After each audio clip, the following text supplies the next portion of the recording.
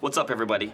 Today we're going to be talking about our Crossfire II 2-7x32 crossbow scope, how we have it mounted, and the sight-in process. The mounting process for a crossbow scope is nearly identical to that of a rifle scope. For an in-depth look at that process, please reference the link in the description below. You'll notice that we have this scope mounted forward on the rail. This ensures proper eye relief. Make sure you take eye relief into consideration when mounting your crossbow scope onto your crossbow. We used bubble levels to make sure that the scope was level to our crossbow. Don't worry though, if you don't have bubble levels, just level the crosshairs to your eye. The Crossfire II crossbow scope comes as a kit and includes the rings, flip cap covers, and a torque wrench for mounting. The recommended torque specs are 30 inch-pounds for the bases and 15 to 18 inch-pounds for the ring halves. We used an inch-pounds torque wrench to make sure our torque specs are as accurate as possible. At this point, your scope should be mounted. So now let's head to the range and sight it in.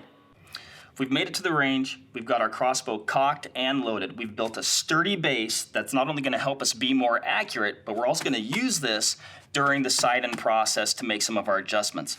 Our target is at 6 yards for the beginning of this process to make sure that we don't lose an arrow, and we're going to be more accurate when we begin zeroing the crossbow at 40 yards.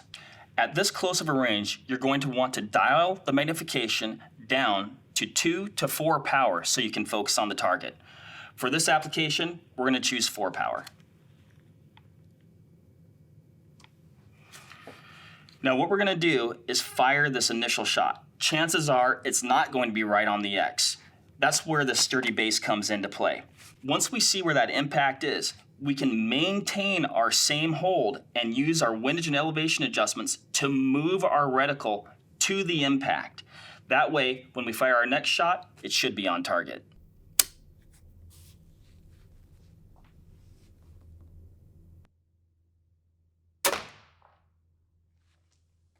Okay, cool. Looks like our left-right is perfect, but we're a little bit high. So what we're going to do is look through the scope, keep our original point of aim, dial the turret down so we can visually watch the reticle move up to the impact.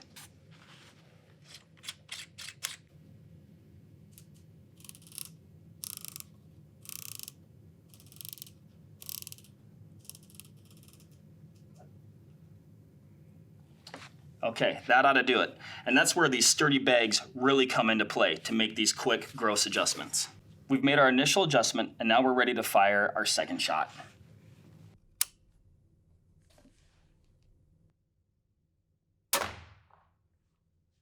Bingo, got it.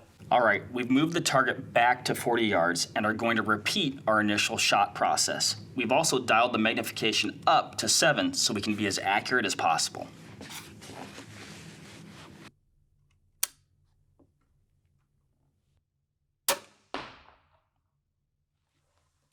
All right, it looks like we're just a little bit low and to the left. So as we did before, I'm gonna maintain my center point of aim and move the reticle to the impact.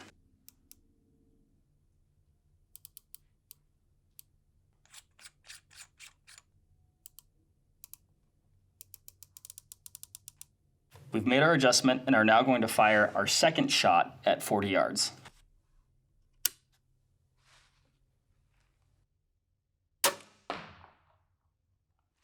Okay, it looks like we're a little bit low and right. Now it's critically important we get this 40-yard zero as accurate as possible. I'm going to fire another shot to rule out that the impact being a little bit off wasn't me, the crossbow, or any other variables, so we can sort out that we have the most accurate 40-yard zero as possible. Now I'm not going to shoot at the exact same spot as I did before because we don't want to damage an arrow.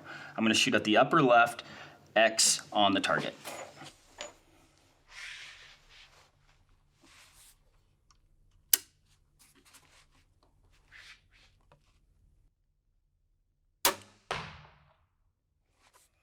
Pretty darn close. Let's go take a look. All right, we've got our initial shot right here. Elevation is perfect, but it's a touch right.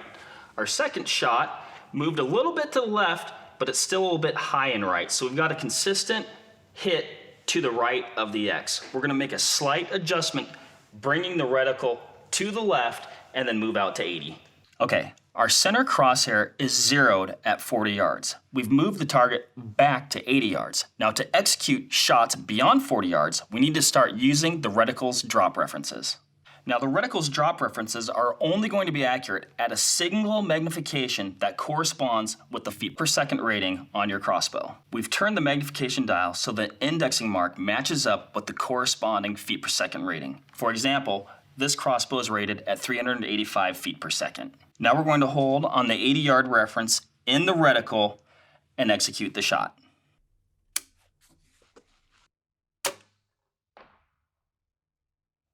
Our first shot is a little bit low at 80 yards. What we're going to do is fire 2 more shots to confirm where we're at and then adjust from there.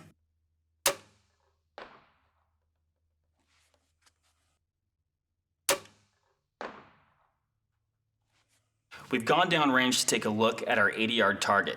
Our impacts are extremely consistent, but they're low.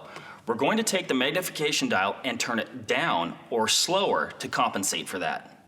We left one of the arrows in the target to have a visual reference while we make this magnification adjustment.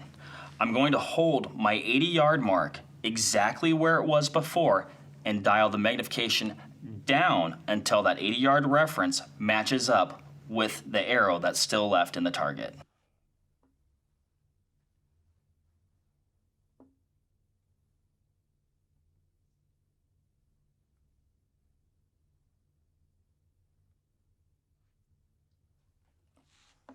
That should be about right.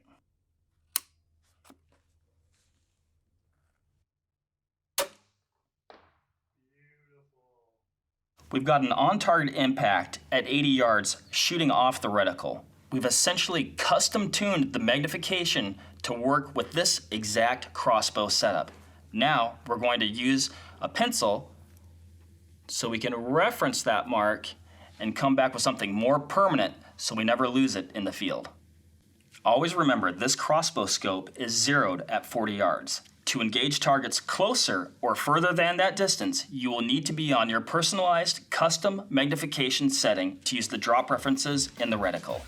If you have any questions on this crossbow scope or anything else, please don't hesitate to reach out via phone, email, any of our social media platforms, the comments below. We're always here to help.